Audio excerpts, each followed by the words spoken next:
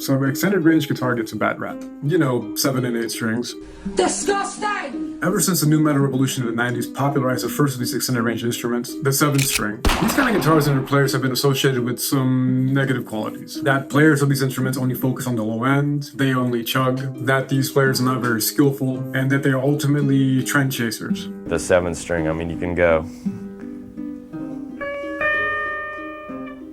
Of course, the 7-string being heavily associated with the growing world of nu metal at the time, a style of music that, amongst many things, incorporated aspects of hip-hop and metal into a new musical art form, a mixing of styles that has never been controversial. These guitars and their players have since become associated with all the negative sentiments of all those things as well. Surprisingly, even within nu metal, the extended range isn't free from criticism, like how Mick Thompson, from a little band called Slipknot, said as much in his band's 2001 autobiography. 7-string guitars are nothing more than a trend. How many guitarists use all 7 strings anyway? That's my Mick Thompson impression, baby.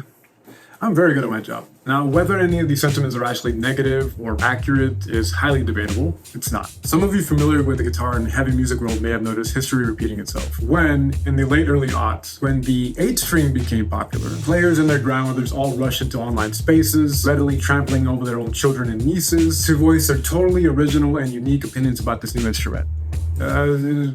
We've been through this before. Late early aughts. Am I saying that right? You know, 2008, 2009, when suddenly everyone started listening to Meshuggah and Gent, and Tosin and Bossy bursted onto the scene like a chocolate-flavored Kool-Aid band. But I disagree with most of these opinions. Extended range instruments are, and I wrote this next part down, so please bear with me, cool. And so is nu metal. Apparently JD Vance is also a massive dork. Wrote it down. Must be true. And nu metal is cool. I mean, what else are you gonna blast when you're fist fighting your stepdad in a Walmart parking lot? What are you gonna play, the Black Keys? Indie rock? Okay, let me tell you something about the Black Keys. Indie rock in general. The Black Keys is really good if, I don't know, you're deep in your feelings about your college ex-girlfriend. Or you have unnecessarily complicated thoughts about coffee. I mean, when you're 5 hours and six Monster Energy deep into a 10-hour warehouse shift. I mean, when you're 5 hours and 6 Monster Energy deep into a 10-hour warehouse shift, indie rock is not gonna cut it. Nu metal is the working people's music, god damn it. Comrades, indie rockers be like, let me spend $10,000 on gear to sound like absolute shit. I've only spent a fraction of that to sound like absolute shit. Fucking losers. Just randomly shitting on the Black Keys. I don't think I've even heard a Black Keys song ever. I mean, it has been a complicated journey. The popularity of nu metal and the subsequent metalcore ushered in the post-downtune era, forever haunting us with the images and sounds of teenagers playing their gaudy drop G Schecter archtops.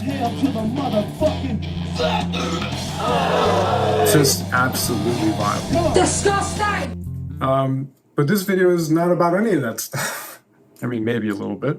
What you came here for is that thing. Let me go grab it. You came here for this. Oh, you can't actually see it. It's not in frame. Boy, do I feel stupid. Here comes the annoying part of the video. You know what? Instead of giving myself more trouble. Here it is, folks. This is my 9-string guitar. It's a Legator something. Actually, I think it has a really simple name. The Legator Model N9. Thought I had an Avenue situation on my hands. This is my Legator LGRM 1.2 ampersand RX9.gov. Grapefruit emoji. It has fishmans and it's made in Indochina. This guitar actually does have 2 fishmans. Pretty great. And is in fact made in Indonesia. Made in Indonesia. Made in And is in fact made in Indonesia. Which I learned as I was typing this part of the script is not part of Indochina. Well, it's actually made in Korea. I'm fucking stupid. There's no way around this. This thing is ridiculous. Everything from its incredibly girthy neck to its extra long 30-inch scale length, which I'm having massive trouble getting the whole thing in frame, to the fact that it weighs like a baby elephant. I've actually hurt myself playing this guitar. Trying to reach these really low notes the first time is like, it sent shooting pain down my elbow here. It was awesome. And I love it. I love everything about this guitar. I love what it stands for, which is, of course, accelerating the decline of all music. I don't want to live on this planet anymore. All these millennial zoomers with their freakish instruments. Jimi Hendrix and Eric Clapton didn't need more than 6 strings to create sweet, beautiful sounds. That's right, Jimi Hendrix, the face of traditional conservative guitar playing. Eric Clapton, the face of traditional conservative guitar playing. So, of course, I had nicknamed this bad boy the Boomer Shooter. But apart from optics, which I also think are pretty damn elegant, this is like the 5th time I'm trying to hold this thing up. This is not easy to handle, folks. Being a 9-string, this guitar has massive potential. So with my guitar expertise,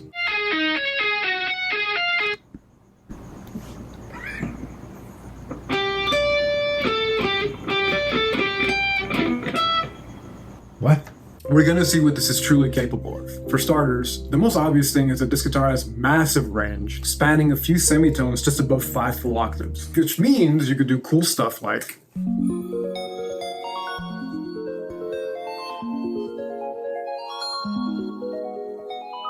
Baby, I'm just trying to play cool, but I just can't hide that I want you.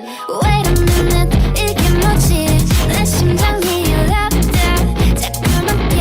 저 멀리서도 oh my gosh, 그러던 그 you're my crush. 손은 예처럼 거대한 앉아서 기대 걷는 같잖아. 네 모든 게 내 맘을 달라붙어 boy.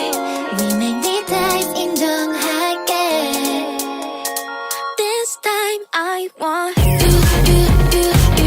like it's magnetic. Super Eclipsed.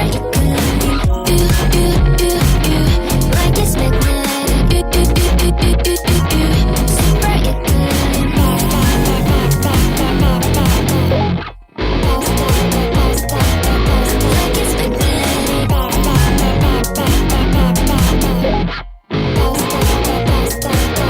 Baby, don't say no. Got me out here, got me thinking what I would do. Got me in my head, got me wishing I was with you. Got me wishing I was with you. I'll be outside, I've been cooped up, watch out, hiding. Will you pick up? Couldn't get it right, and you're sleeping on me now. I'm standing in the middle of the street somehow.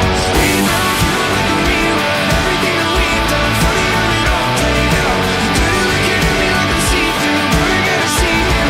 Should've let it burn out.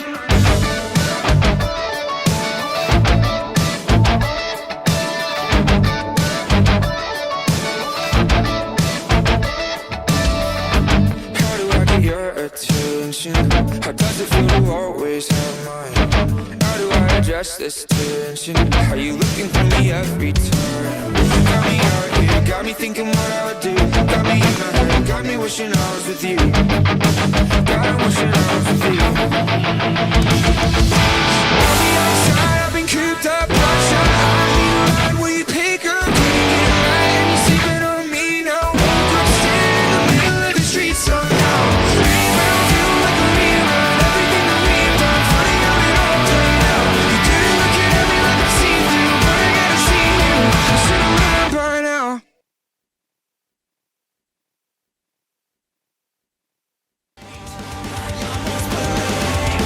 I was so